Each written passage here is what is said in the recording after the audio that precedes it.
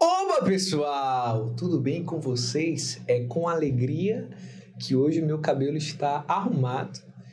Recebi elogios da minha esposa aqui ao vivaço. Não conta, porque, não conta.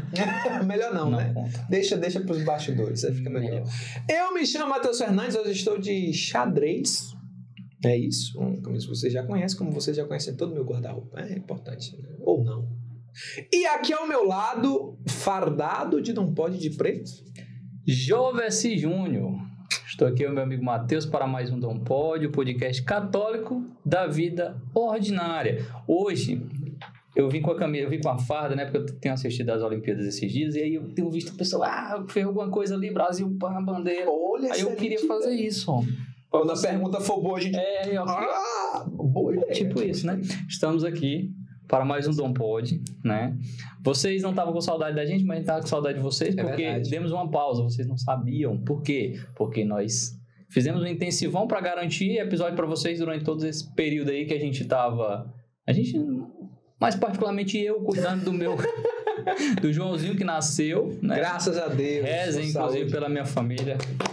Rezem pelos padrinhos dele, que é o Matheus Fernandes, ó, Thaís, Diego, Leilani, são os padrinhos do Joãozinho, mas não tem nada a ver com isso aqui não, né? Estamos aqui para mais um Não Pode. E quem tá com a gente hoje? Matheus Fernandes. Hoje conosco o padre... Opa, Antes de saber quem é o padre, é porque o povo... É verdade. Deitou e não se inscreveu, porque o povo... Você acredita? Eu tô falando com o padre, vocês não estão vendo ele, mas o povo assiste até o final e não se inscreve no canal. Você é um absurdo, tô de perna cruzada. Ó, pessoal, eu tô falando pra você, que tá aí de perna cruzada, deitado no sofá. Você que interrompeu a minha vinheta. Olha que absurdo. Não se inscreveu, não comentou, não compartilhou. Pelo amor de Deus, faz tua parte. Mas quem tá com a gente?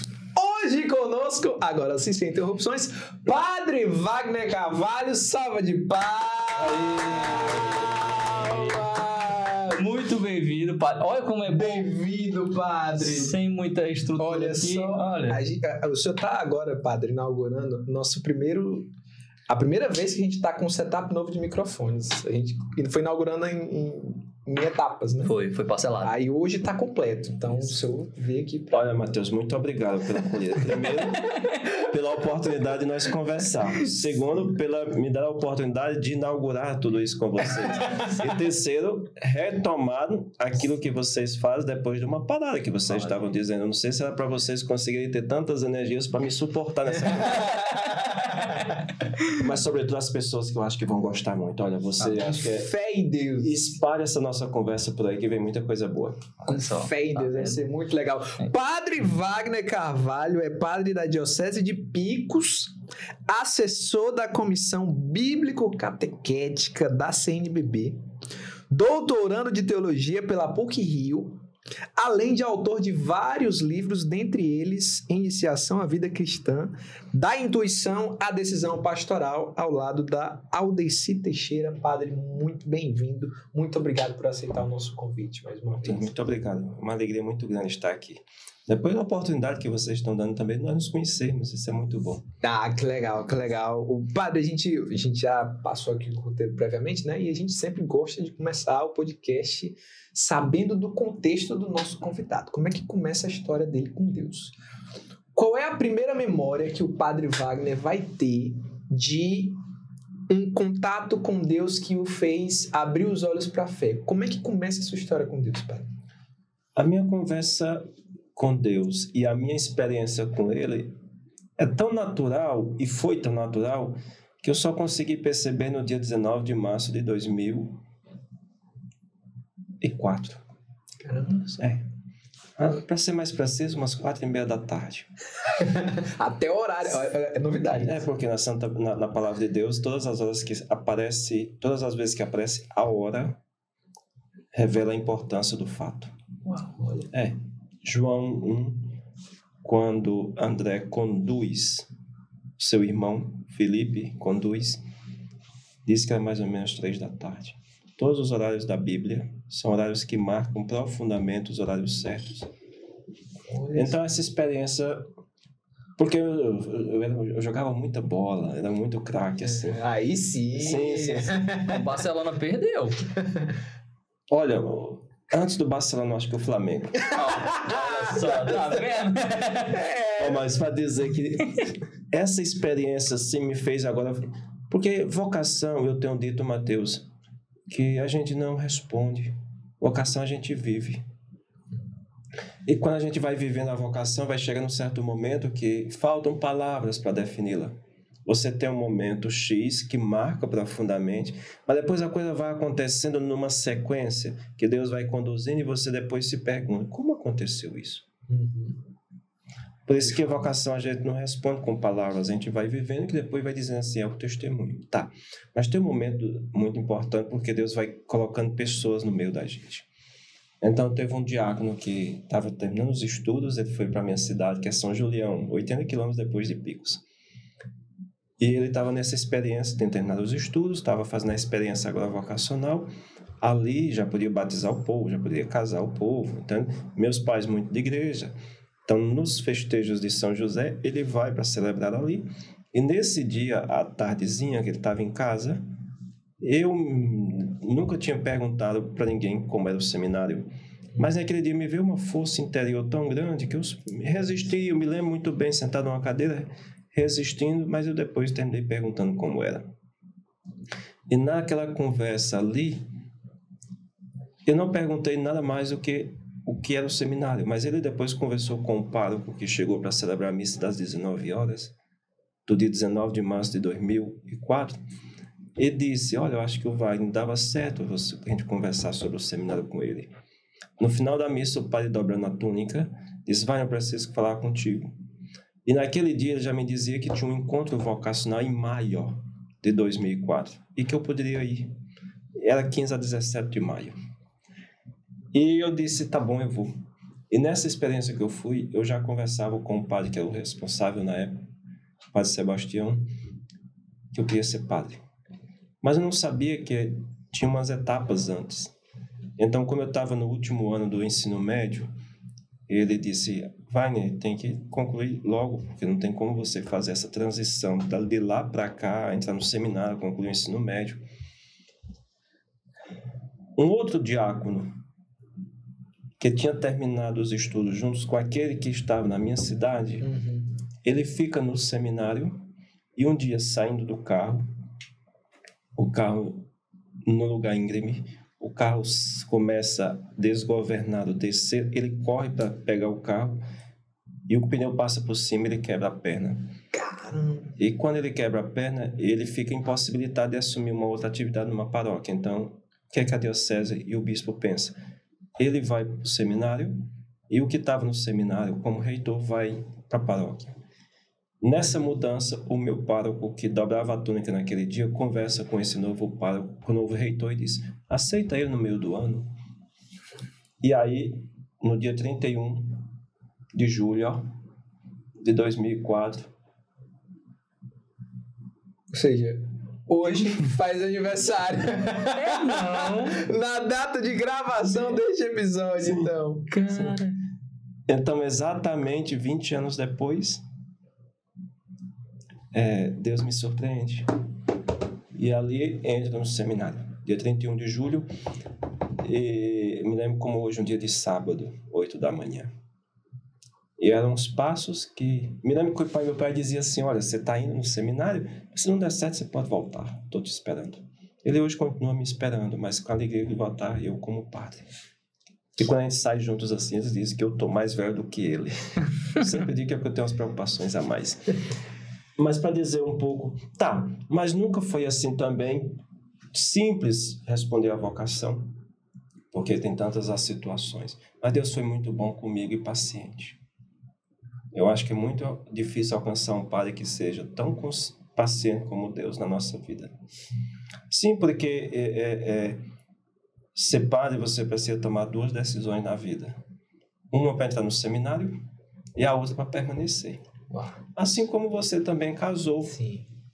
O jovem se casou e você um dia daqui, uns dias antes, não decidiu ser padre também? Mas para dizer assim, que tem aquele momento que você decide pela vida matrimonial e tem um segundo momento que você decide permanecer. E é nessa permissão de permanecer, nessa decisão de permanecer que você diz, olha, aqui a decisão é mais profunda do que a primeira que eu imaginei. Então é aí, porque chegou um certo momento que nós começamos o curso de filosofia em 2005, que nós éramos 18. 7 anos depois que terminamos a teologia, em 8. Tempo. Sim. Então, foram momentos assim na caminhada que algum colega saía do seminário e perguntava, mas ele deveria, eu acho que ele seria um padre melhor do que eu. Eu acho que ele seria um padre. Ele reza mais do que eu. E ele está saindo por quê? Enquanto eu estava perguntando por que ele estava saindo, eu não conseguia ter uma resposta. Só um dia que um colega bateu na porta e disse, ei, Wagner, eu estou saindo do seminário. E nós éramos muito próximos. E aí, naquele dia que ele disse as razões pelas quais estava tomando a decisão, eu me perguntei por que é que eu estava ficando. Aí eu encontrei a resposta. Hoje eu sou pai há 12 anos e dentro desses 12 anos Deus me deu muitas oportunidades. E eu sempre perguntava assim, por que é que um padre passa 3 anos, 5 anos na paróquia e nunca consegue despertar um outro jovem para entrar no seminário? E eu sempre tive esse cuidado. Aí na primeira paróquia que eu fiquei, não entrou nenhum jovem quando eu estava, mas ficou 2 encaminhados. Um terminou entrando, depois amadureceu a decisão, pegou um outro caminho. Mas teve 2 jovens. Aí uma agora, quando eu estava em Brasília, foi me visitar. Já está nos processos bem amadurecidos da decisão. E na segunda paróquia que eu estive, também. Mas aí isso estava me inquietando, porque eu nunca consegui dizer assim, esse daqui eu estou rezando na missa que vai entrar no seminário amanhã. Deus me deu a oportunidade de preparar 2 ordenações dos filhos das paróquias que eu trabalhava. Olha só. Aí parece que Deus estava me ajudando a entender que eu devia depois cuidar do seminário, onde tinha mais de um. Caramba! Olha só. As coisas de Vai Deus. dando alguns spoilers. Né? Eu acho... Sabia que uma coisa, assim, quando eu fui entrar no seminário, tinha as senhoras que, para consolar a mãe, dizia... O nome de minha mãe é Graça, né? Maria das Graças. Não, Graça, ele vai ser padre e assim, ele vai ficar aqui perto, então ele pode vir almoçar com você e tudo. Ele não vai... porque se ele casasse, ele ia ficar aqui pertinho de casa, então, enfim. E tinha outras que, para consolar a mãe, dizia assim, mas Graça, como é que pode? Você vai ser mãe do padre, não vai ter nem netos. E esse dilema... consolo, né? E esse consolo do dilema de mãe... Sim. Deus foi ajudando a fazer um desmame.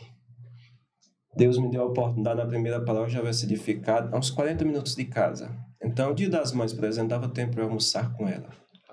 E fiz isso. Só que Deus me disse assim, tá bom, 3 anos já é o suficiente. Agora você vai para Roma, fica 2 anos. Aí você pode voltar, terá a oportunidade. Então, quando eu voltei, eu fui para uma outra paróquia, fiquei a uns 140 quilômetros de distância. Aí já não era todas as oportunidades que eu tinha para almoçar com ela e com minha família, pai e minha irmã. Aí Deus disse, tá bom, vamos agora fazer uma nova experiência. Você vai a Teresina para o seminário. Então, nesse seminário, você fica um pouco mais a 380 quilômetros ou 400. Aí ficou 1 ano. Eu disse assim, eu tô achando que tá meio perto. Então, vamos fazer outra experiência do desmame. Você vai a Brasília, fica na CNBB. Porque agora talvez fique um pouquinho mais distante. Então, esse desmame, Deus foi muito bom comigo. Dá pra ter uma métrica do próximo lugar que você vai, não é nenhum no raio. De repente, Rio Grande do Sul. É só avaliar todos os lugares abaixo da quilometragem para Brasília, não é lá. Vai jogar mais pra cima. Deus amarrou uma corda e tá puxando. É por aí. Mas, padre, avançando um pouquinho, hoje o senhor tá ali na Comissão Bíblico-Catequética da CNBB, né? Como que a gente pode entender, né? O que é a comissão e como que ela trabalha mesmo a catequese a nível nacional e a nível regional, até chegar ali na paróquia que a gente participa, né? Como é que... Jovem, a sua pergunta é muito interessante. Eu antes gostaria de dizer o que faz a comissão, o que é a CNBB, como importância da Igreja Católica no Brasil. Algumas pessoas, não todas evidentemente, inclusive muitos nossos católicos, vê a importância do sacerdote, do bispo, E diante dos dilemas sociais, culturais que o nosso Brasil passa, a CNBB é uma instituição que se manifesta. E quando se manifesta, algumas pessoas têm e gera e alimenta certos ideologismos. Nós fomos procurados, eu digo nós enquanto Igreja Católica, fomos procurados por uma área de um setor do Brasil, porque segundo esta instituição, nós da Igreja Católica é a única instituição no Brasil que temos capilaridade. Nós temos a oportunidade de estarmos na sede da CNBB, mas alcançando a última pessoa que está na última comunidade da nossa paróquia.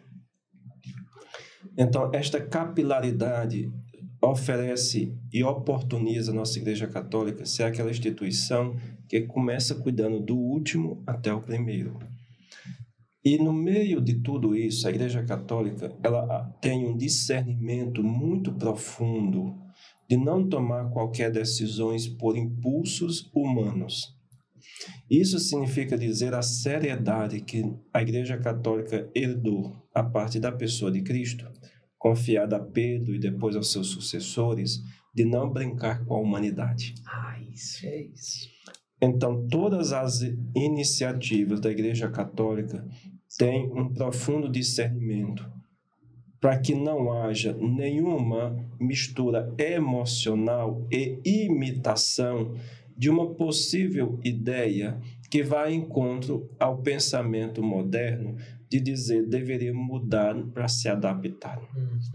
E neste sentido, enquanto Conferência Nacional dos Bispos do Brasil, esta não apenas seriedade, mas transparência da missão herdada por Cristo para o próprio Cristo, tendo o coração humano não como um brinquedo, mas como o maior valor da pessoa humana, que é o mistério de Deus dentro da pessoa humana. Nesse sentido, a CNBB agora tem as comissões. Essas comissões, que são 13, elas começam agora a ter funções específicas. Por exemplo, pastoral familiar. Então, tem um setor que cuida da família. Comissão bíblico-catequética. Então, une Bíblia e catequese numa missão de pensamento de transmissão da fé. É onde eu ocupo hoje a minha missão ministerial. E o que é que basicamente essa comissão pensa? Tudo aquilo que é ligado à Bíblia e à catequese, a partir dos documentos da igreja, a partir daquilo que é decidido numa Assembleia Geral dos Bispos de mais de 400 homens. Então, ela vai sendo responsável para executar essas decisões. De tal forma que, durante 4 anos, essa comissão, que é composta por Dom Leomaro, que hoje é o bispo de Santa Maria, no Rio Grande do Sul, presidente, Dom Juarez, que é o nosso arcebispo em Teresina, e Dom Anderson Franklin, que é um bispo auxiliar de Vitória, no Espírito Santo. Eles 3 bispos compõem a comissão e existem 2 assessores. Eu, padre daqui do Piauí, da Diocese de Picos, e a Mariana, que é uma leiga jovem da Diocese e do Estado e da cidade de Juiz de Fora, Minas Gerais. Essa comissão ela é nacional, tipo, os 3 são da comissão nacional e aí desmembra ou é regional? Então, ela é nacional. Sim, sim. Agora, cada um dos regionais da igreja no Brasil, que são 19, Sim. O que é um regional? É uma porção de uma região do Brasil. Sim. O Piauí nós chamamos de Regional Nordeste 4. Sim. Maranhão, Regional Nordeste 5. Ceará, Regional Nordeste 1. Então, cada um desses estados, Sim. numa proporção geográfica menor ou maior, nós temos um referencial, um padre coordenador da catequese. Sim. Então, tem essa comissão que é nacional. No Piauí, nós temos um padre que é o referencial, que é o padre Estevão, que trabalha no seminário, que é da Diocese de Parnaíba. Esse padre agora ele tem um diálogo com cada um coordenador diocesano que está nas 8 dioceses do Piauí. Aqui, por exemplo, em Teresina, tem o padre Edivaldo e o Edmilson, que é um elo de contato sobre a catequese a nível arquidiocesano. E quando chega em cada uma dessas paróquias, que existe o coordenador paroquial, faz agora um trabalho de ponto de unidade para chegar em todas as outras comunidades rurais ou urbanas daquela paróquia. Legal. Então, esta sistematização, organização, não é para enrijecer, mas para manter aquilo que é mais importante na Igreja Católica, que é a unidade. Sim. Essa unidade agora gera uma preocupação, que é do processo de transmissão da fé dentro de uma pluralidade que é própria de cada região. Falar da transmissão da fé no Piauí, as situações culturais, sociais, é diferente, por exemplo, da Amazônia, que por sua vez é diverso do Rio Grande do Sul, que por sua vez diverge das situações, por exemplo, de São Paulo. Então, a transmissão da fé hoje no Brasil se passa dentro de uma pluralidade, que esta comissão tem como missão fazer a leitura disso e pensar como será a transmissão da fé da futura geração que está no Brasil. Onde cada vez mais percebemos não uma frieza religiosa, mas uma frieza do Evangelho. E esta frieza religiosa do Evangelho significa um esvaziamento do Evangelho e uma reapropriação de elementos religiosos. Posso dar um exemplo para ajudar a entender? Sim, claro. Quando nós temos um discurso religioso de diversas atitudes e atividades que me levam a despertar uma emoção e uma imitação de gestos religiosos, que eu posso ficar preso na imitação ou não na conversão. Aqui é o processo, porque conversão é com o Evangelho. Na religião você pode se adaptar. Eu era católico, me tornei evangélico. Religiosamente eu me adapto com o terno. Agora, a significância de tudo isso agora é a reapropriação do Evangelho. Bom, tudo isso para dizer assim, que nós estamos também num momento muito favorável, porque vivemos no tempo do sentimentalismo. Sim. E dentro do sentimentalismo nós temos a carência também do consolo, que nem o prazer e nem a busca instantânea da necessidade me compensa. Então, aquilo que morre o desejo na pessoa hoje desperta uma outra coisa. Eu tenho tudo isso e não sou feliz. E aquilo que desperta em mim sentimentalmente diz assim, o Evangelho pode entrar aqui e ter espaço. Então, nesta vida e velocidade do tempo que nós temos hoje, a frieza com relação ao Evangelho, que me leva agora a me apegar em determinadas práticas religiosas, me leva a ser um peregrino. E o que é esse peregrino? É aquele que não tem, possivelmente, uma comunidade de origem local, onde ele participa, mas ele peregrina de uma igreja para outra, católica, ou peregrina entre as religiões. O que depois vamos chamar de kit da fé.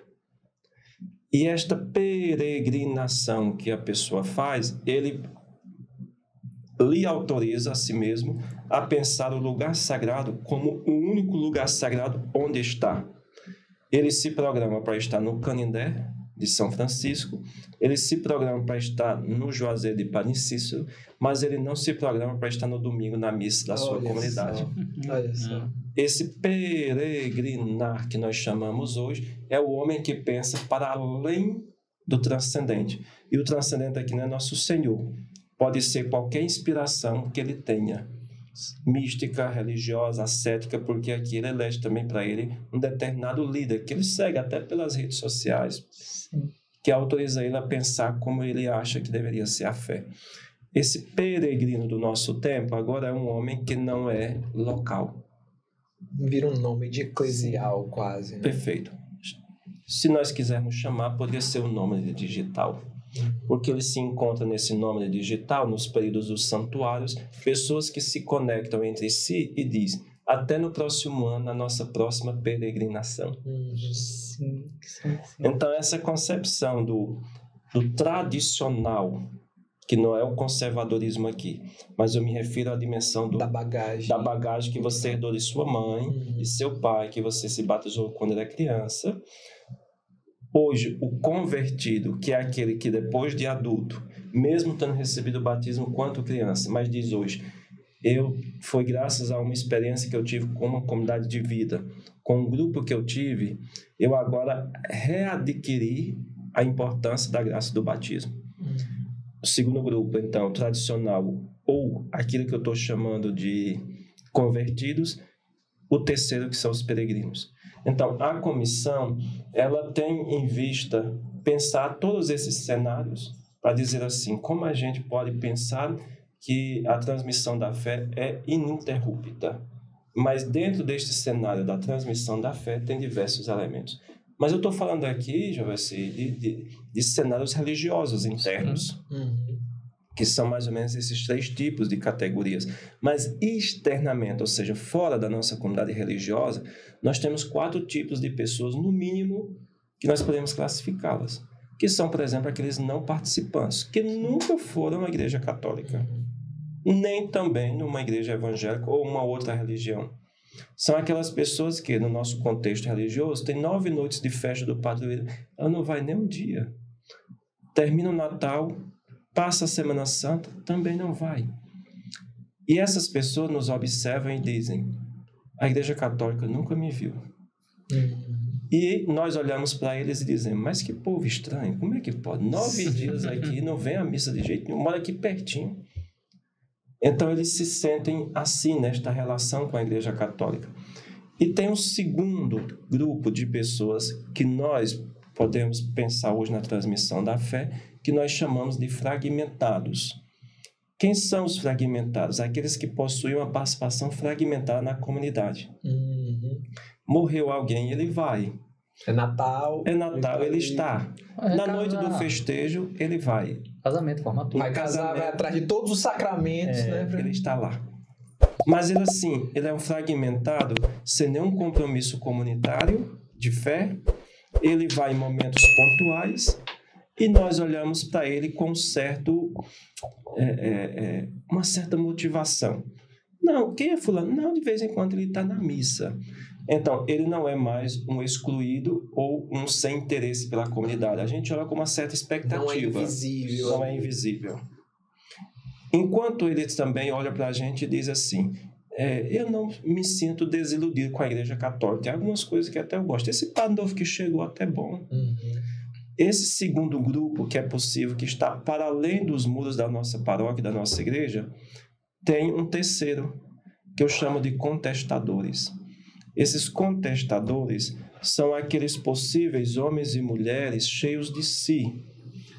E se nós usarmos uma leitura de São João da Cruz, aquele famoso livro Noite Escura, ou de Santa Teresinha, que fala do castelo interior, que tem as diversas salas, as escadas, enfim.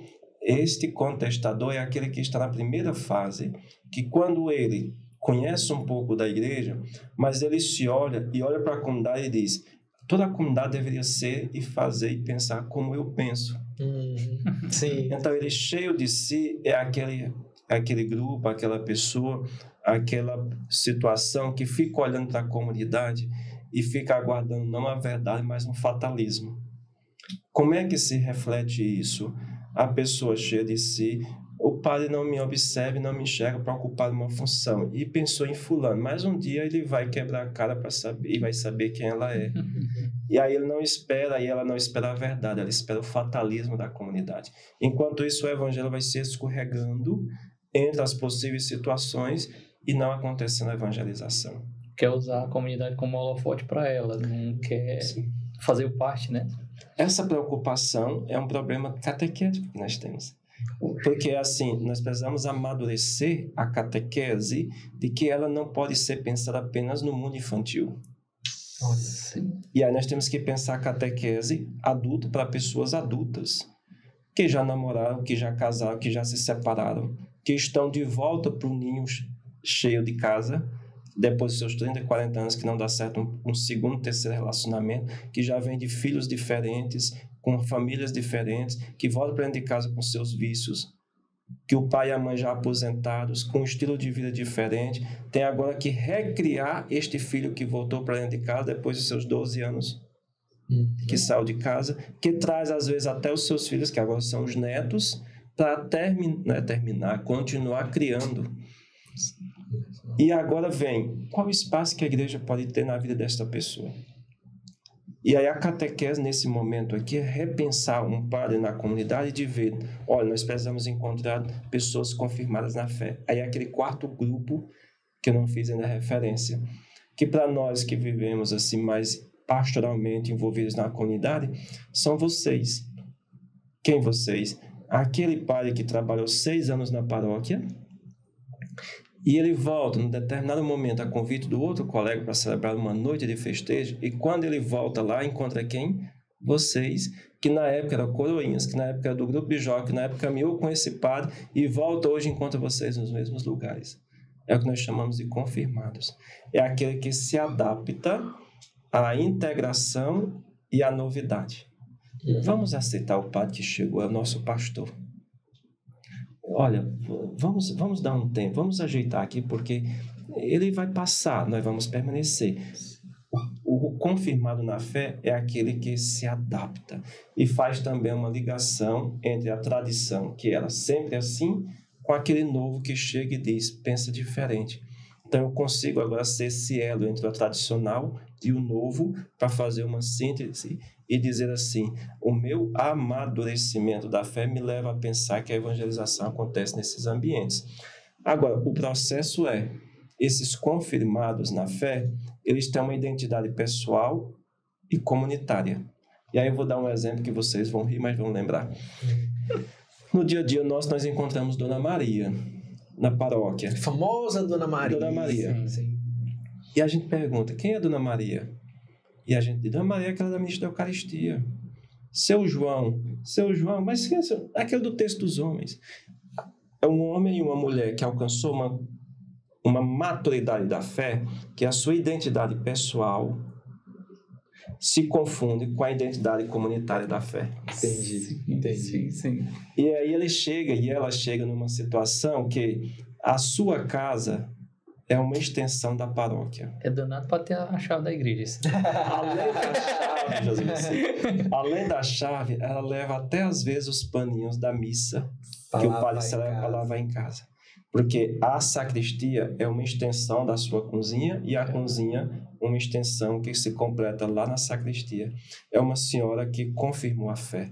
Que ela chega até o momento de dizer assim, padre, eu sou dizimista, queria muito que meu neto fosse, mas ele ainda não quer, eu fiz o cadastro para ele, eu vou dar o dízimo enquanto ele não despertar. A sua identidade pessoal se confunde tanto com a identidade comunitária que o neto dela, quando encontra vocês e o padre fazendo visita, diz, minha avó é Dona Maria, meu filho é neto de Dona Maria, super, aquela que vive dentro da igreja. Mas você não vejo lá tanto. Não, pai, ela reza demais por ela e por mim. Porque a compreensão dele ela faz tudo isso que se confunde tanto que todas as graças derramadas já me atingem. Então não há necessidade de uma conversão pessoal minha no primeiro momento. A conversão da minha avó já resolve, soluciona tudo. Da família. Perfeito. Sim. Esses 4 tipos que estão para além dos muros da nossa igreja católica é aquilo que nós temos que pensar agora na transmissão da fé. Porque agora nós temos uma comunidade que tem uma crise de sentimento de pertença. Esses 4 pessoas, ou grupos de pessoas, os não que participam, os que participam de vez em quando, os que contestam, eles podem estar no 13º andar de um condomínio ou podem estar na última casa da última rua, sem asfalto, às vezes sem energia. E aí, como agora gerar uma outra situação na transmissão da fé, que são pessoas que fazem a migração que supera o território geográfico da paroquial. Ela é da paróquia A, mas participa na paróquia B e se envolve pastoralmente lá. Então, como pároco, a comunidade, o conselho paroquial, envolvidos pela luz do Espírito Santo, e imaginar a evangelização numa cidade urbana, plenamente urbana, numa cidade urbana com comunidades do interior e uma paróquia que é extremamente rural.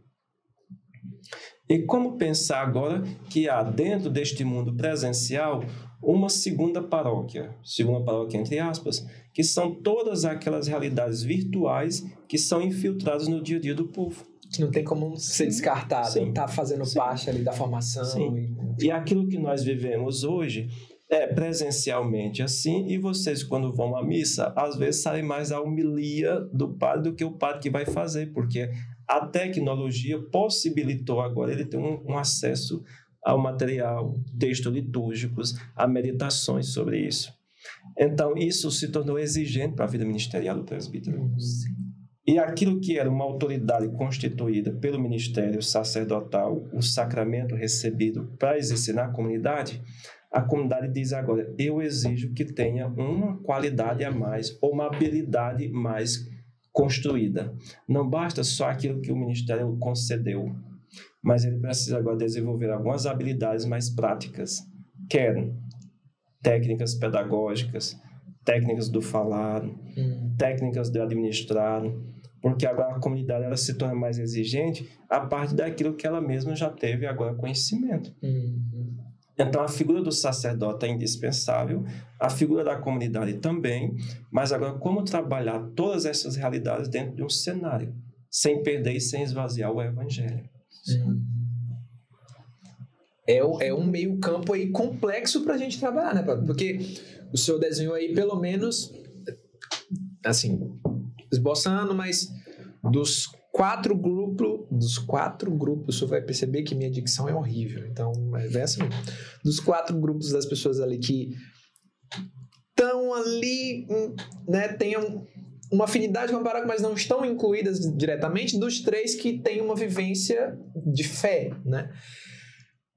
Então, o papel da comissão seria basicamente mapear esses grupos e traçar rotas para que essas pessoas andem em unidade. Seria isso? É pensar estrategicamente para que a gente consiga dar essa continuidade e, a partir disso, a comissão ela tem ou teria, ou visa ter um plano para cada um desses grupos, tipo assim, identificando para que o paroquiano lá, o filho do seu João, né? Que o seu João tá lá no texto dos homens, o filho dele, assim, viu ele lá, começou ali alguma coisa, participou do grupo de jovens e hoje é um desses continuados, né?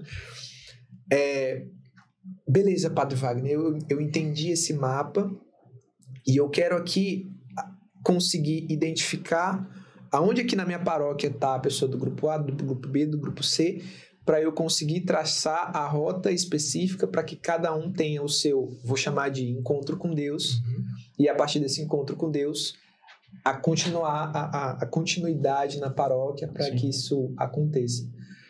Dentro desse processo estratégico, a gente tem recebido, graças a Deus, aqui alguns amigos catequistas, né? E quase todos eles falam sobre o negócio do IVC.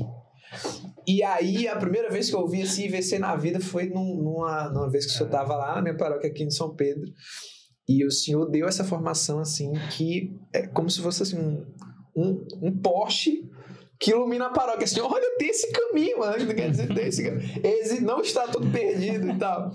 É um caminho longo, exige da pessoa uma certa paciência, mas que é esperançoso, né? O que é o IVC, né? E como que a comunidade paroquial, por assim dizer, ela pode entender esse processo? Perfeito. Mateus, a sua pergunta é interessante porque, assim, a nossa comissão, ela propõe, mas o que realmente realiza é no nível paroquial local, né? Diocesano local. Então, a nossa comissão, ela tem a missão de dar continuidade desde os primeiros discípulos até hoje, aquilo que é referente à palavra de Deus, aquilo que é a catequese. Para isso, além das instâncias que nós já meditávamos, né, sobre os regionais, as dioceses, as comunidades, tem as pessoas. E dentro desse processo das pessoas, você fala dos catequistas, você fala, fazemos referência ao presbítero. Agora, tem um modo como chegar a trabalhar isso. Aí você agora fala da iniciação à vida cristã.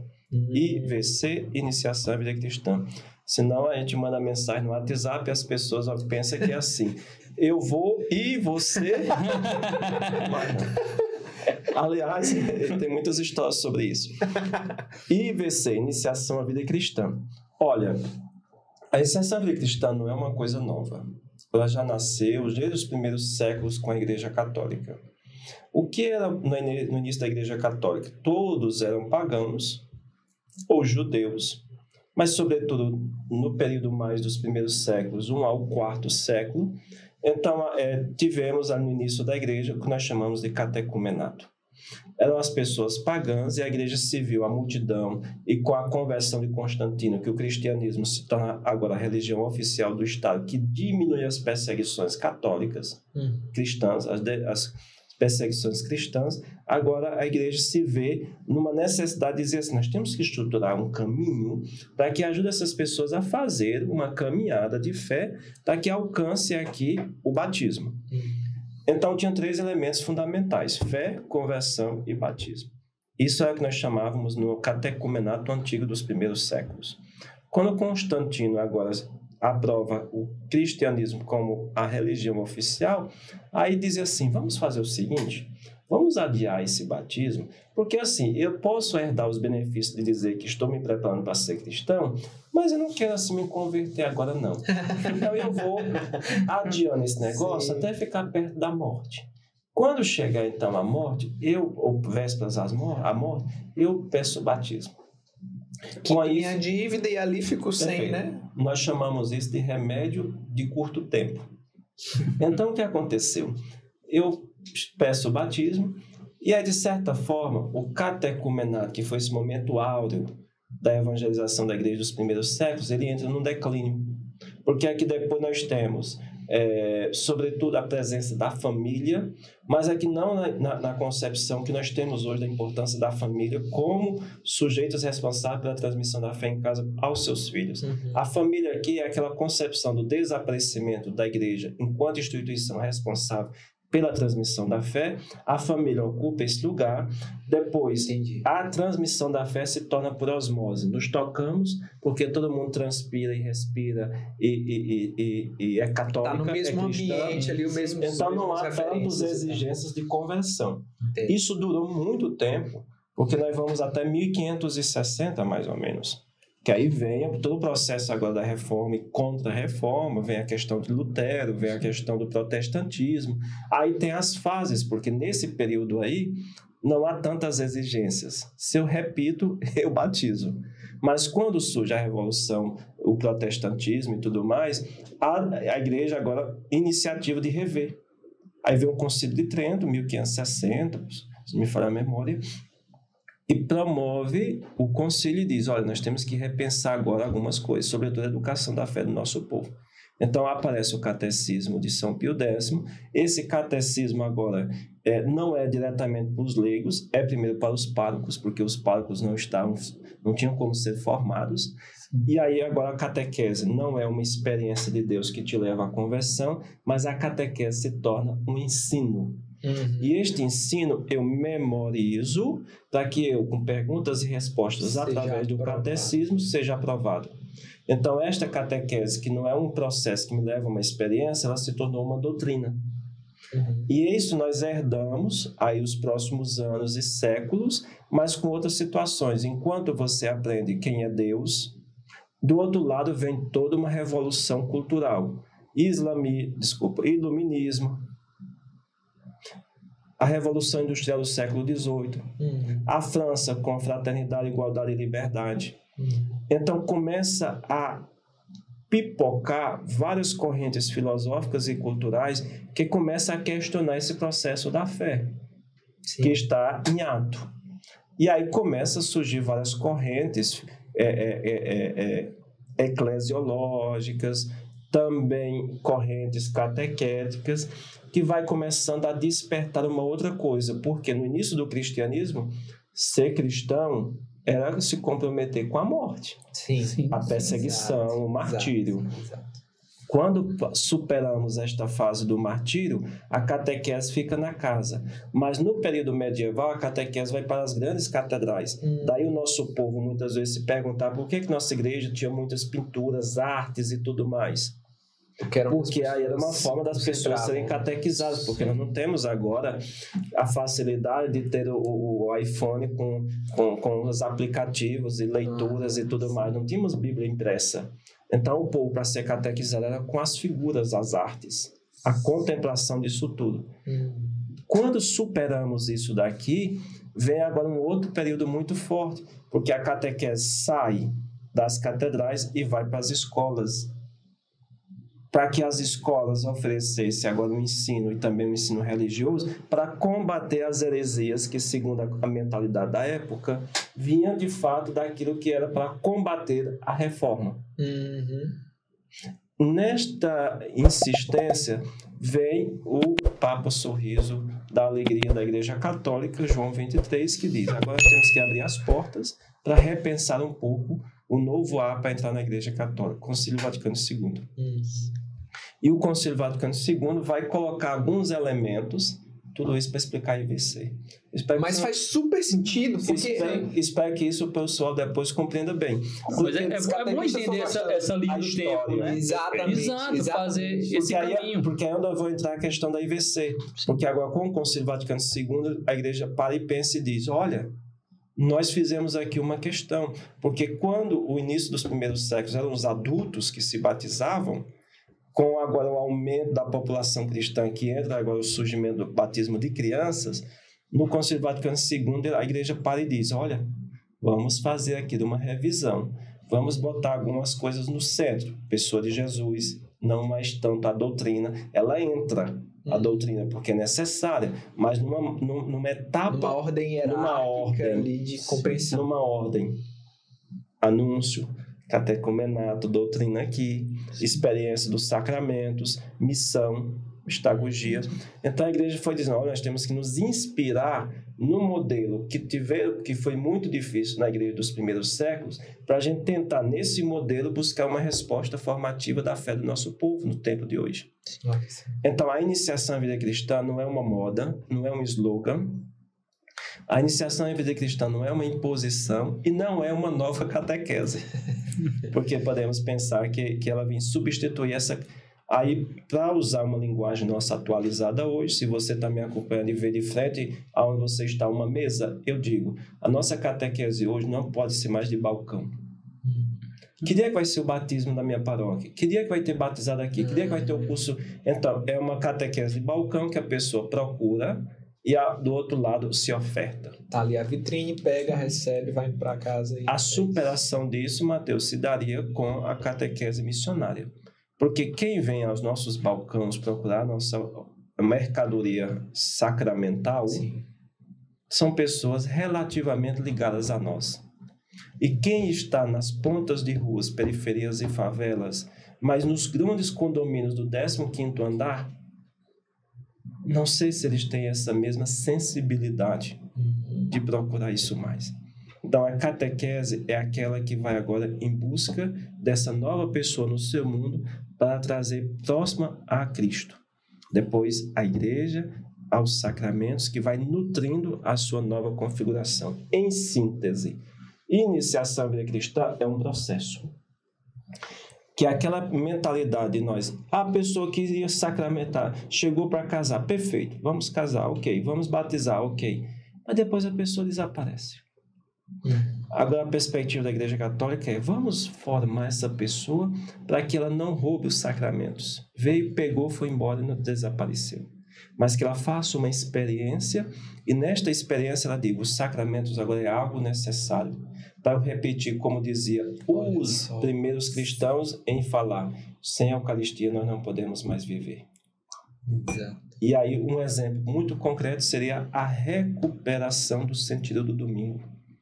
Onde o domingo nas grandes cidades é o dia do shopping e não mais da catedral. Onde o domingo se conclui a semana, o final de semana, mas no fundo é uma fuga do homem, daquele ritmo acelerado da semana, que ele não se vê mais de forma alguma com força suficiente, foge para o final de semana na sua roça, na sua chácara, e no fundo o domingo perde um sentido do dia da contemplação do Senhor, de todas as coisas boas que Deus fez, e ele, homem e mulher, durante a semana ajudou a co-criar tudo isso, e a contemplar ele foge de si, porque não mais se sustenta. E é tão angustiante isso, que a sua fuga é para desaparecer ou desacelerar do ritmo que vem. E o domingo se termina agora um dia da fuga. E agora não mais da comunidade. A comunidade desaparece porque ele tem uma relação direta dele com ele mesmo, dado onde ele está. A segunda começa tudo de novo. As crises, as angústias, se ele saiu para beber, se ela saiu para passear e visitar e comemorar, o início da semana começa com os mesmos vazios.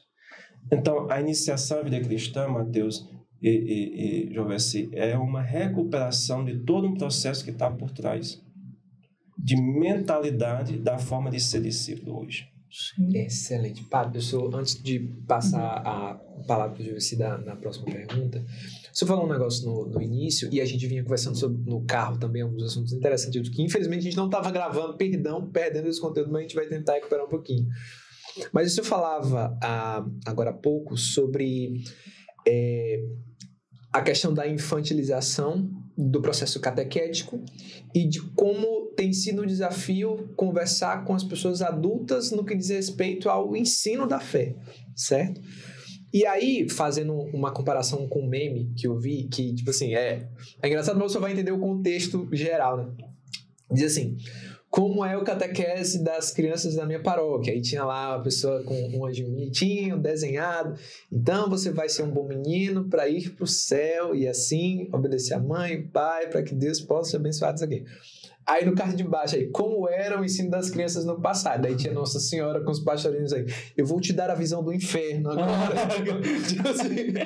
E aí o senhor falava sobre essa dificuldade de compreensão do sentido transcendente da fé, mas sobretudo dessa relação pai e filho com Deus, de maneira com que eu consiga, nessa relação filial, descobrir a importância de viver uma vida sacramental, porque é bom ter isso perto de mim, é bom ter isso disponível no meu tempo, né?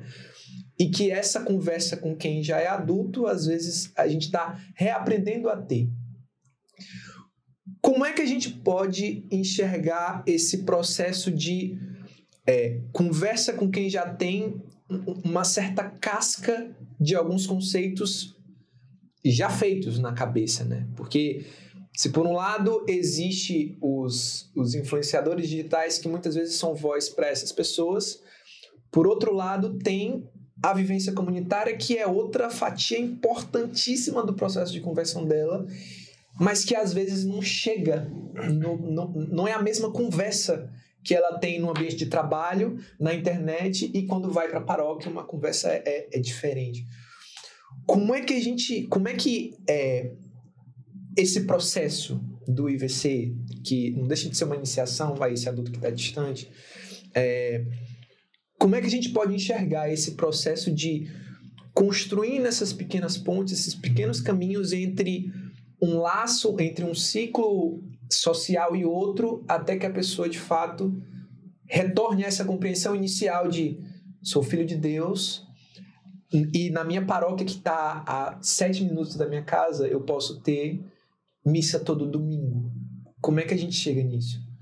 Olha, Mateus, a sua pergunta é interessante porque no mínimo 3 coisas precisamos considerar: a pessoa no seu mundo adulto, a fé infantil que você falou, e entre o mundo adulto e a fé infantil que ela lembra, tem memória da primeira Eucaristia, do seu dia da primeira Eucaristia, aqui entre um e o outro, você falou do influenciador digital. Aqui então são 3 coisas muito importantes para a gente considerar a chegar ele na sua mentalidade nova e dizer: o domingo é importante para mim, na paróquia de 7 minutos de casa. Qual é o processo hoje desafiante? Que, sobretudo para muitas pessoas, e aqui nós estamos no Piauí, que é segundo os dados do IBGE, ainda o estado muito católico, embora saiu num portal da nossa região, de que nos últimos 10 anos no Piauí houve um declínio de 33% dos casamentos no civil. Gigantesco. No civil. Gigantesco. Se formos para o católico, no religioso, esse é um declínio, um dado muito maior. Então, assim, eu digo com muita franqueza, espero não exagerar demais na força da expressão, que nós estamos na última geração católica nas nossas comunidades. Católicas que eu digo fervorosas confirmadas, porque aquela senhorazinha avó que está na nossa igreja todos os dias em mais de 3 pastorais, o neto dela o sobrinho dela ou o irmão dela mais novo não tem as mesmas práticas que ela tem. Tá.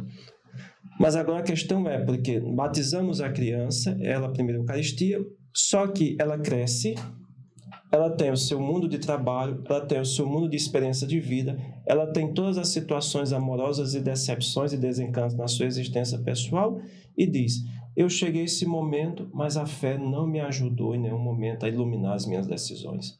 Porque o meu mundo adulto trouxe questionamentos adultos, de trabalho e tudo mais, e a minha fé ficou infantil do tempo da minha primeira Eucaristia. Agora, nesse intervalo de tempo, que eu fui me esfriando, me distanciando e tudo mais, eu tive conhecimento de outras experiências ou de outras pessoas católicas, evangélicas, de outras denominações, e nesta minha crise existencial, eu agora quero fazer uma nova experiência. E se eu faço uma nova experiência por sentido da vida minha, agora eu questiono aquela minha fé inicial, que foi muitas vezes uma fé da minha avó, da minha mãe que acreditava, mas a fé de que minha mãe acreditava não é a mesma que eu acho que responde e ilumina os meus desafios. Então agora, minha amiga, você, ou meu amigo, você dessa outra igreja, eu vou lá também. E a partir daí faz uma nova experiência para chegar àquela fase que eu falei dos convertidos, de readquirir a graça batismal. Que nem sempre, às vezes, é da nossa igreja católica, é numa outra igreja que nega tudo aquilo que ela professou por meio da avó, da mãe que recebeu tudo.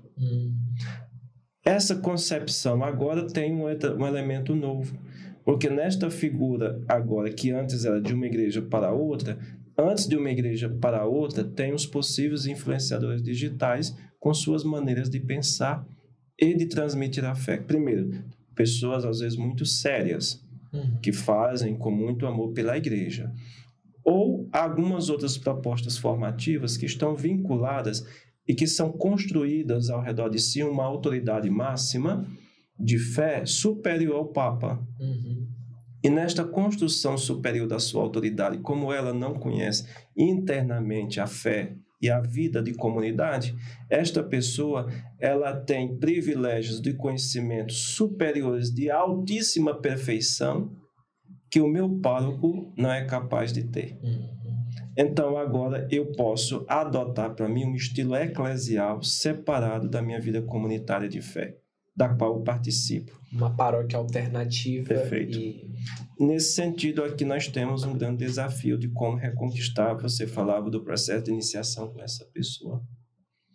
Porque aí nós não podemos agora esquecer que é dentro do berço da comunidade que nós devemos gerir ou gerar os novos cristãos. Agora a questão são ambientes.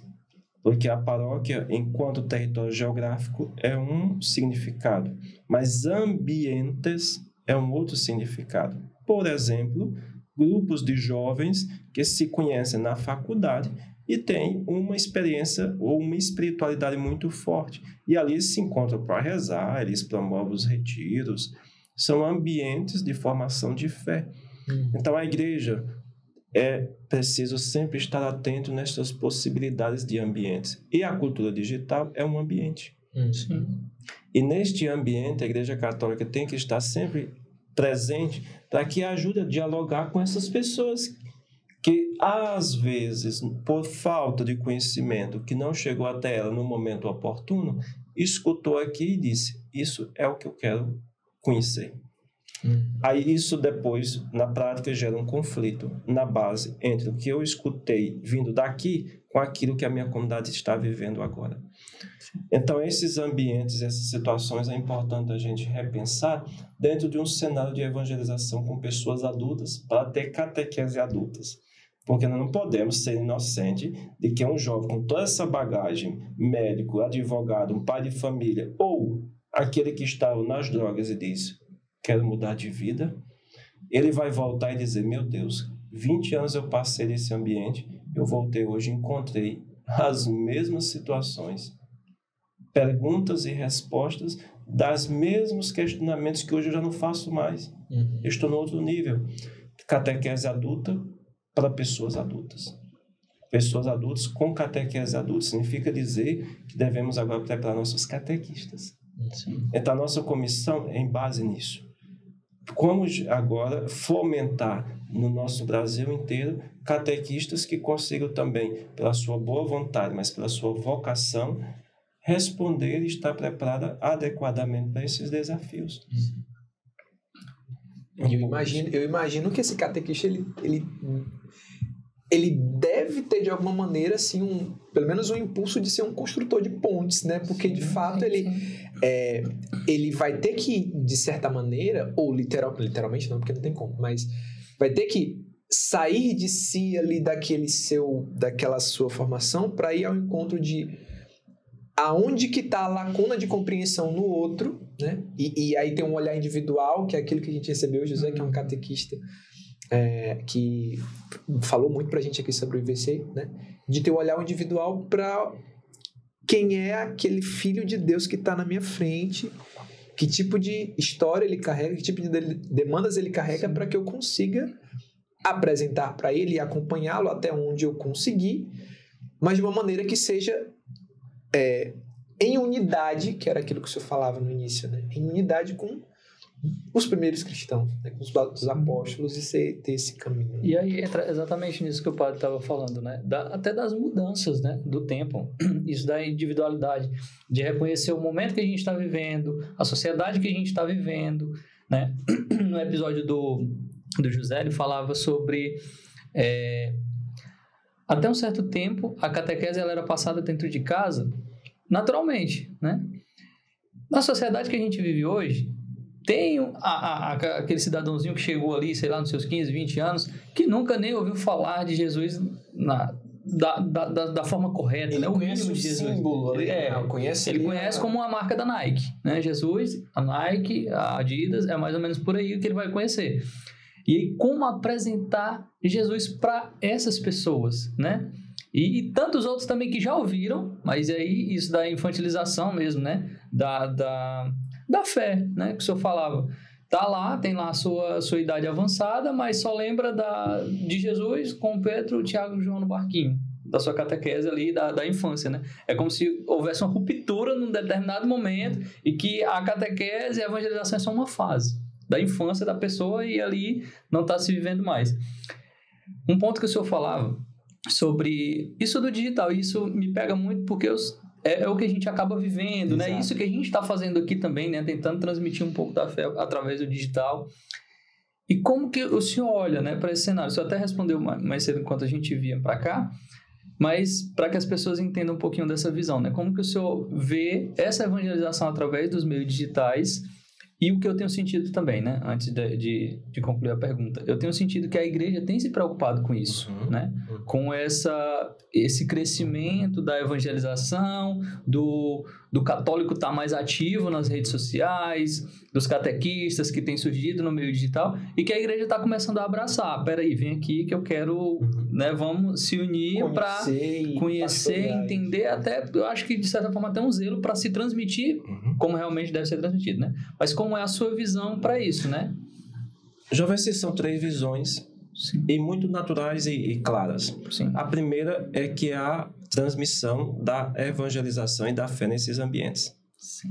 Não podemos negar e é incontornável. Sim. As redes sociais há uma força, um limite, e se não fosse graças a ele, como é que você está nos escutando agora? Exatamente. Então, aqui há transmissão da fé, aqui há experiências de pessoas que nunca ouviram falar de Deus, mas que foi graças a um momento como esse que disse, olha, eu estava em Quixadá. Em Quixadá eu estava no momento de formação, Quixadá, Ceará, com meus catequistas, e aí subimos, fomos a um santuário na parte superior, e lá encontrei um jovem, e esse jovem disse, padre, eu entrei aqui na comunidade, porque no podcast eu escutei falar sobre esse santuário como era. Quer dizer, olha só, há sinais aqui. Então, a primeira coisa que há pessoas sérias, aqui há pessoas que realmente estão tentando viver um serviço à igreja de transmissão da fé, como muitos pais, muitos leigos, que estão em comunhão com a nossa igreja nesse sentido. O segundo momento de visão é que muitos dos nossos influenciadores digitais nesse grande âmbito começaram construindo o seu espaço a partir de uma outra figura que é um influenciador. Então, nós temos Deixa eu olhar para cá, fica mais fácil de explicar. Nós temos um líder, este influenciador que se inspira também nesse, ele tem ao lado deles outros seguidores, que é o que nós chamamos de rede. Então, esse influenciador máximo que já influenciou esse segundo, este segundo tem um conjunto de seguidores ao redor que repete as suas ideias, que por sinal esse se inspira no primeiro. É aqui onde entra a missão da igreja hoje como zelo.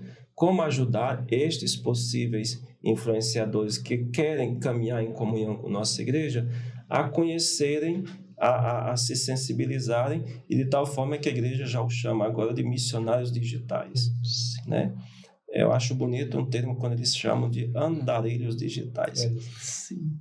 Agora, o terceiro desafio diante disso tudo é o personalismo formativo, que são esses possíveis influenciadores que criam um certo personalismo ao redor de si, de tal forma que os possíveis seguidores deles imitam a forma dele agir, gera em si uma emoção, mas não uma conversão. E aí uma doutrinação acontece. E aí, nesse sentido, eu penso que geraria um grande desafio possível agora nas nossas comunidades quando existe essa personalização formativa da fé, que é em vista de um possível curso a ser oferecido, e às vezes esse curso não estando em sintonia com o magistério atual da igreja.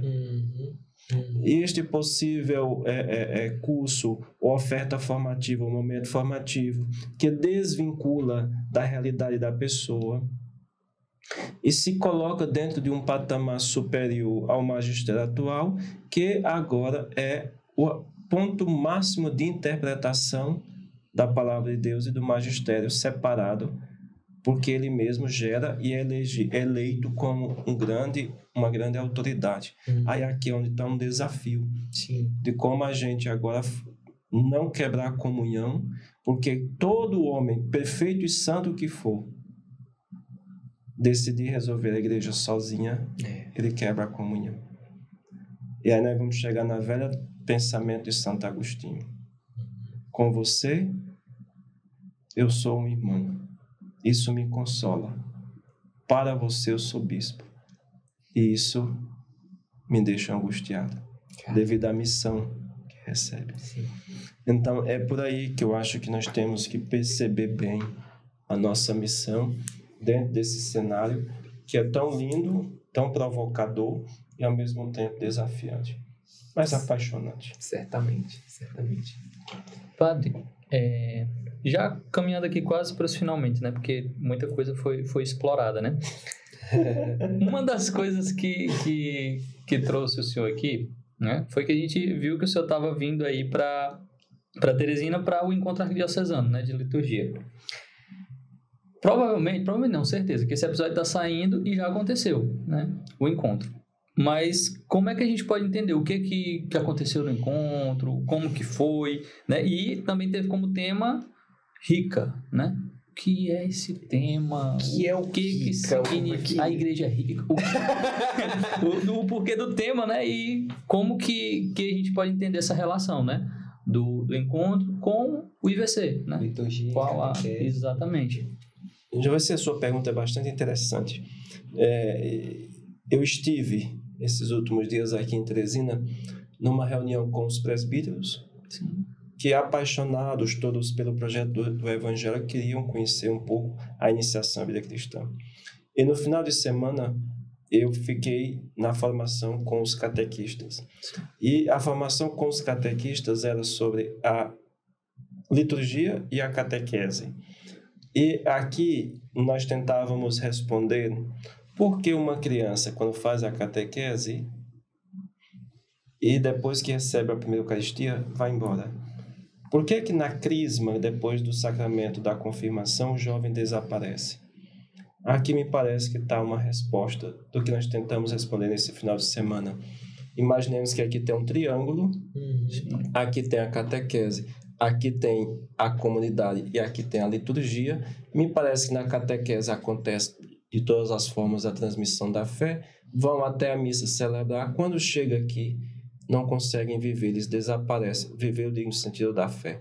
Este elemento aqui, então, da comunidade, me parece que é o grande desafio. Aí nós vamos no Rica. Depois Thaís vai colocar, eu acho que vai colocar aqui embaixo, onde nós estamos falando a figura do Rica, que é um livro litúrgico. Senão nós vamos brincar com uma freira que eu mandei nesses dias últimos agora, numa reunião que eu tive, né? Eu disse, olha, irmã, por favor, pegue essas velas para levar para a reunião e o Rica. E ela disse, ok, obrigado, Rico. Porque ela pensava que eu estava falando. Ela imaginou que eu estivesse chamando de rica. Sim. E agora o Jovessi falou da igreja rica. O Rica, que você está vendo aqui a figura desse livro, é um ritual de iniciação cristã de adultos. É um livro litúrgico que o padre, agora, ele se utiliza nas celebrações de batismo com adultos. É importante isso. Olha, você que com adultos, porque o ritual de batismo de crianças é diferente do batismo com adultos. E por muito tempo, esse livro foi lançado em 1972. Deixa aqui quando foi que você nasceu, a idade, o ano. E aí, para você ver que de 72 para 2024 ele desapareceu. Os padres agora é que começam a redescobrir a importância desse livro litúrgico. Tá. E aí a formação se deu a partir desse livro. O que é que ele prescreve? Assim, é muito bonito o processo. No domingo da quaresma, primeiro domingo da quaresma, esse livro está trazendo um ritual que essa pessoa que estava desejando ser batizada, ela entra na igreja com o padrinho. Esse padrinho já surge aqui para não aparecer somente no dia do sacramento do batismo. Então, essa proposta para dizer assim, que a comunidade que vê este jovem que entra agora na igreja e não se assusta dizendo, meu Deus, uma mão deste tamanho não era batizado? E pelo contrário, a comunidade olha para ele e diz assim, aqui está vindo o nosso próximo filho cristão, graças a Deus. E ele olha para a comunidade e diz aqui, esses rostos não é estranho, porque eu vi desde a primeira vez que eu vim para a igreja. Caramba, é isso. E aí agora eu passei no supermercado e era a Dona Maria, que era catequista, que sustentou a água para derramar na minha cabeça. E ela fala comigo no supermercado como se fosse uma pessoa tão próxima. Agora, eu posso, depois da primeira Eucaristia ou da Crisma, voltar para cá, porque aqui eu fui acolhido. Caramba. E tudo isso agora nos leva a uma outra interpretação, que é a intensidade que esta proposta nos traz. Porque quando nós somos mais próximos, nós somos mais intensos. Quando nós somos maiores, o grupo, a convivência fica mais dispersa, seletiva. Olha nós na faculdade. Tem aqueles que a turma é toda ela. Se for para tirar uma foto da turma, estamos todos. Mas se for para comer uma pizza, é com menos. Alguns. Porque agora a intimidade ela é maior. Então, essa perspectiva da evangelização vai nos ajudar a entender.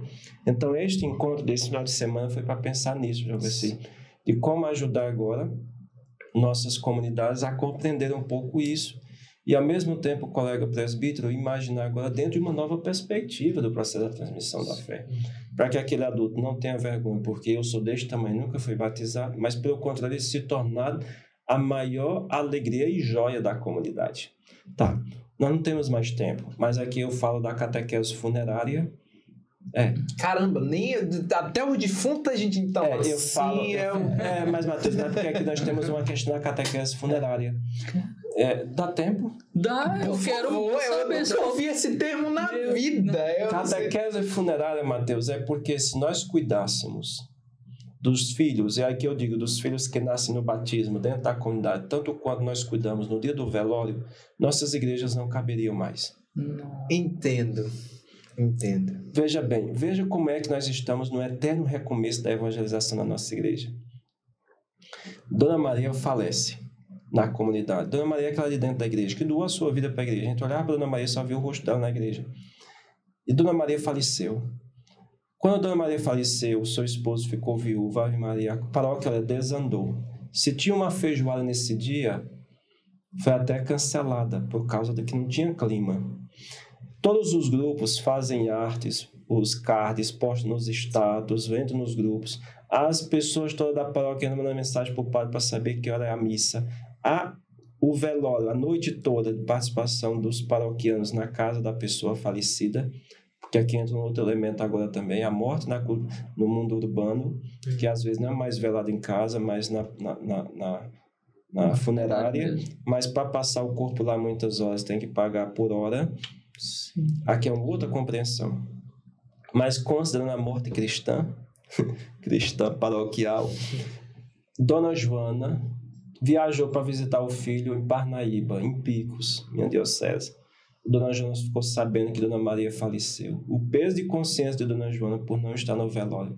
Durante 7 dias, se ela está em Picos ou em Parnaíba, ela vai à missa e coloca a intenção por Dona Maria que faleceu. Mas ela se programa para antecipar a viagem de volta, para na missa de corpo de 7º dia, Ela está lá. ela está. E durante esses 7 dias, o clima na paróquia mudou.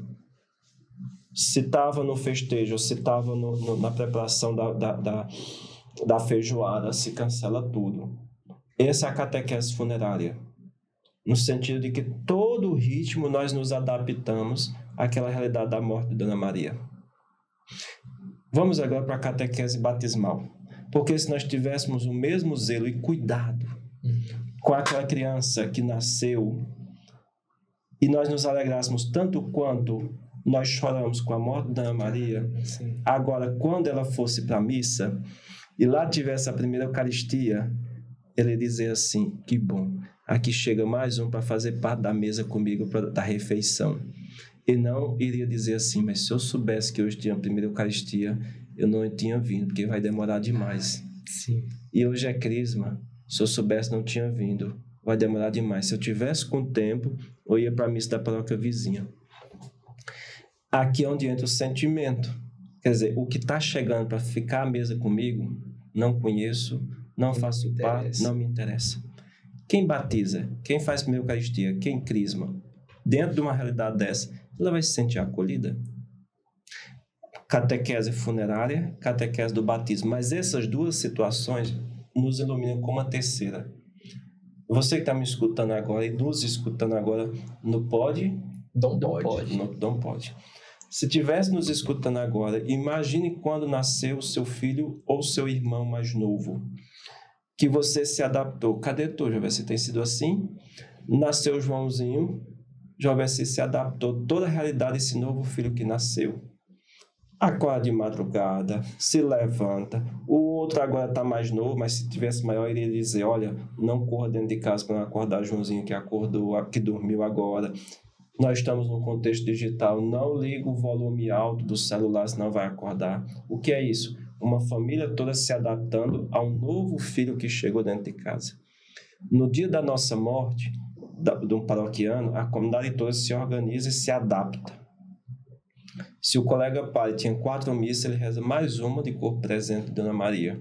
Quer dizer, todo mundo se adaptou àquela triste realidade do momento. O que nós não conseguimos fazer no dia que nasce um filho gerado pelo batismo dentro da nossa comunidade, de nos adaptar e dizendo assim, todos nós aqui estamos vibrando de alegria com esse novo filho que nasceu. E aí isso daqui nós não conseguimos ainda humanamente fazer, porque tem a graça divina de tudo aquilo que vai fazendo, além das nossas próprias fragilidades humanas e incapacidades, mas assim, são elementos que nós devemos repensar na pastoral do batismo. E aí superaríamos tudo aquilo que diz, pode ou não pode batizar, pode ou não pode ser padrinho, pode ou não pode ser madrinha. Que era maior do que isso, seria algo maior. O mistério, Mateus, é muito maior do que isso. E aí me permite contar uma história de uma situação que eu era pároco. Chegou uma senhora dizendo, padre, eu vim aqui para o senhor dar um jeitinho para batizar minha filha. Veja, padre, eu conto a história para o senhor.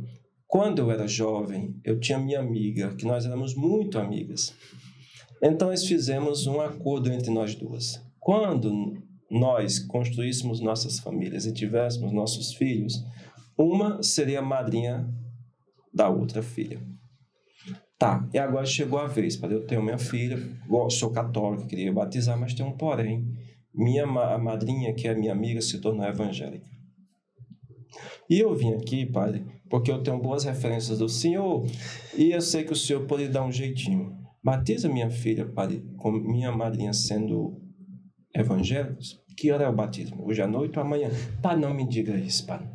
Ô, padre, mas eu vou ficar tão feliz. Perfeito. Agora, vem cá. Na hora da celebração do batismo da sua filhinha, que vai ser uma única vez na história, naquele dia você nunca vai fazer os mesmos passos dizendo, eu vou batizar minha filha outra vez. Naquele dia único e repetitível, o padre vai perguntar a você, com seu esposo, e ela, sua madrinha, com o padrinho, dizendo, se acredita em Deus Pai, ela poderá dizer que sim. Em Deus Filho, ela vai poder dizer que sim. Ao Espírito Santo, ela poderá dizer que sim. Mas eu vou perguntar se ela acredita na comunhão dos santos, na remissão dos pecados, na ressurreição da carne. E ela vai prometer para nós, com sua filha não sabendo, por ser novinha, mas você vai testemunhar que sua madrinha vai dizer, diante de Deus da comunidade, que ela vai ser responsável de dizer que a sua filhinha vai acreditar nisso.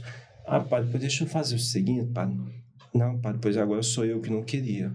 Mas vamos fazer assim, padre? Ela pode ser de consagração? Aí eu disse, sim, podemos batizar hoje à noite. Consagrar a tua filha a Lutero? Aí resolve então, padre. Opa, mas que bom. Resolve, padre. Mas que bom. Não, padre, perfeito. Agora nós vamos aqui. Aí lá no ritual do batismo de crianças, tem a oração. Neste dia que esta criança entrou na igreja pelo santo batismo, vamos confiá-la à especial proteção de Maria, Mãe de Deus. Aí, pelo gesto pastoral, eu pedia sempre que a madrinha de consagração pegasse a criança. Aí começa a oração. Maria, Mãe da igreja. Eu vou esquecer a oração. Mas diz mais ou menos isso. Maria, Mãe da igreja, companheira de nossa caminhada, sempre fiel ao projeto do Pai. A vós confiamos esta criança, conduzida pelo Espírito, seja fiel ao Evangelho, que ela cresça em dar sabedoria e graça, em Cristo Jesus nosso Senhor. Esta oração é sua madrinha que está sustentando a sua filhinha. Podemos consagrá-la? Padre, então, me dê um tempo para mim repensar. Tá bom. O batismo é um dom de Deus, a criancinha pode. Eu agora fico com a consciência tranquila. Se você escolher a sua madrinha como ela vai ser, eu não tenho culpa. Deu tudo certo o batismo. No dia, a madrinha era outra. A madrinha de consagração era outra. Porque se eu tivesse dito não batizo, eu tinha encontrado uma pessoa hoje destornada da meta do caminho cristão. Sim. E ela iria também refazer com a filhinha. E eu tinha ido embora da paróquia como padre que não batizou minha filha. Mas agora tem a família que batizou a filha, que tem uma família grata porque entendeu e internalizou o processo. É isso que nós devemos fazer. O nosso povo às vezes não faz porque quer, às vezes porque não conhece. É verdade. E eles não têm culpa, porque foi culpa nossa de não ter explicado. Bom, são elementos que a gente vai pensando um pouco sobre a nossa vida de padre. Padre, sensacional a nossa conversa aqui. Eu tô com uma real sensação de que até aqui eu vinha dirigindo numa estrada completamente escura, de farol baixo. Que nem eu, quando a gente tava indo lá, que eu vi com o farol desligado. E que em algum momento da conversa botou um farol alto para enxergar bem mais do que os meus olhos podiam ver. Sim. Essa é a sensação que eu saio dessa conversa. É impressionante. Tipo assim, desde quando a gente conheceu o senhor, e aqui sem a intenção de elevar a vaidade ou nada do tipo, mas aquela formação foi muito legal, né? E a conversa que a gente teve também depois foi muito bacana, apesar de curta, né? E que prometeu que eu iria confessar a vocês que até hoje, mas pode depois. Olha aí sim. Cobrança ao vivo. Não é ao vivo não, mas gravada. Mas foi muito interessante porque eu e a Thaís, a gente divide um amor especial pela catequese, apesar de não sermos catequistas. Porque a gente ainda, verdade, né? Porque a gente, de fato, essa questão de construir pontes, né? De aproximar pessoas que boa parte do nosso ciclo social não está dentro da igreja, né? E são pessoas que a gente sabe que são pessoas boas, são pessoas que a gente sabe que são pessoas inteligentes e que provavelmente seriam excelentes cristãos. Então, entender possíveis caminhos para que a gente vá construindo essas pontes aí, né? E às vezes até resgatar irmãos que entraram, mas saíram e tal, para a gente é de brilhar os olhos, e a gente agradece demais a sua presença aqui, né? Pelo seu acolhimento, pelos seus sorrisos, foi muito legal, foi muito gentil com a gente, então agradeço demais, porque a agenda não é tão simples assim, né? E aí, já deixando aí, passando a palavra para o senhor para as considerações finais, mas também fazendo... Diz que a próxima conversa vai ser no carro. Aí disse que o próximo podcast no carro, a gente vai... Provavelmente a gente vai sair daqui. Provavelmente a gente vai sair daqui e vai deixar o senhor em Brasília. Para a conversa. Boa. Mas queria só que o senhor desse uma palavra, uma direção para os, com fé em Deus, muitos catequistas que acompanham a gente agora, mas também para os sacerdotes que estão abrigando esses catequistas em suas paróquias de até então, né? Como é que a gente pode... Porque o que ficou gravado no meu coração, na minha cabeça com essa conversa de hoje é que muito mais do que método, se trata de uma mentalidade, de uma forma de pensar mesmo, uma forma de pensar a própria vida, a própria alma, a relação com Deus e a relação com a igreja. Que tipo de recados a gente pode colocar aí para que chegue no coração do catequista, chegue no coração do sacerdote, do padre, dos leigos que estão aí, né, que querem e aspiram essa vocação, como o senhor bem disse, e que, enfim, pode ajudar a acender mais faróis altos aí. A primeira coisa é para não relativizar o seu desejo de um dia mais tarde ser catequistas, os dois, alargar a compreensão de catequista. Toda a comunidade é catequista, e o que vocês estão fazendo é o ministério de serviço da palavra. Vocês são catequistas. Pode não estar na sala de catequese, mas isso é só um pontapé para dizer assim, depois você chega... Aí vai passar. Segunda coisa, a mensagem para os catequistas. 2 pensamentos, um teórico e um prático. Eu vou para o teórico. Um diretor para a catequese, que é um documento mais atualizado que nós temos na Igreja Católica, diz que o catequista é o guardião da memória de Deus. Uau!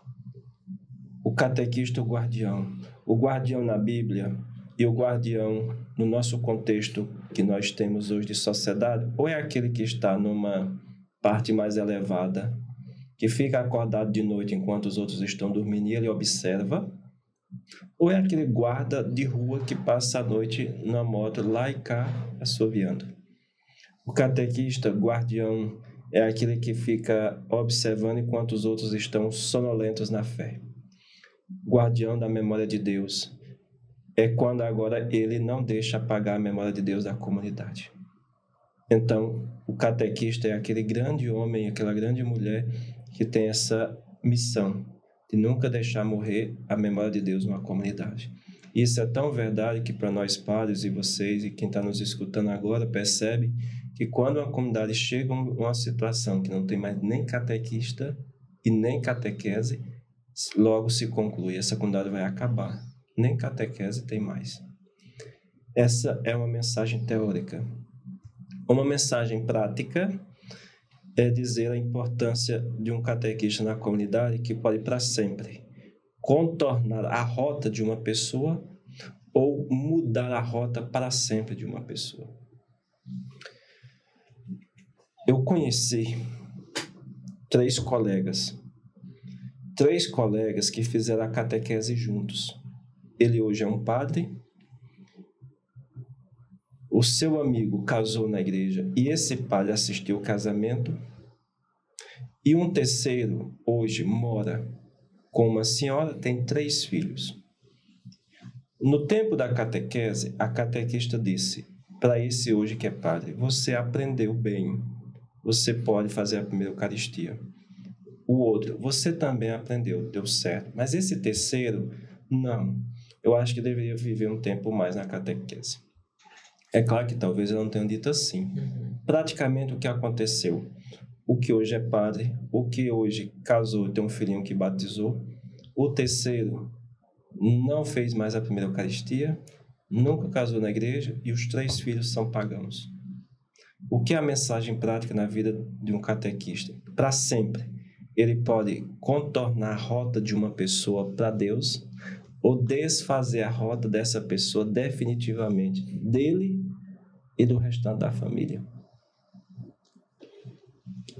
Como pode também aquela catequista ser tão suave de que uma senhora que ia deixar a filha para a catequese começou a aproximar da catequista, ela fez a catequese, ela percebeu que a catequese era também para ela. Hoje, ela fez a primeira Eucaristia, ela crismou, ela trouxe o esposo, ela casou na igreja e o esposo agora é dos grupos pastorais e agora o filhinho que estava na catequese também crismou. Graças àquela catequista que antes ia só pegar a criança quando descia da moto ou do carro. 2 exemplos práticos para dizer o quanto a catequista tem uma importância na sua missão na comunidade. Para sempre, pode mudar a rota de uma pessoa, para sempre pode desfazer a rota. Isso é tão verdade que também só não depende dela.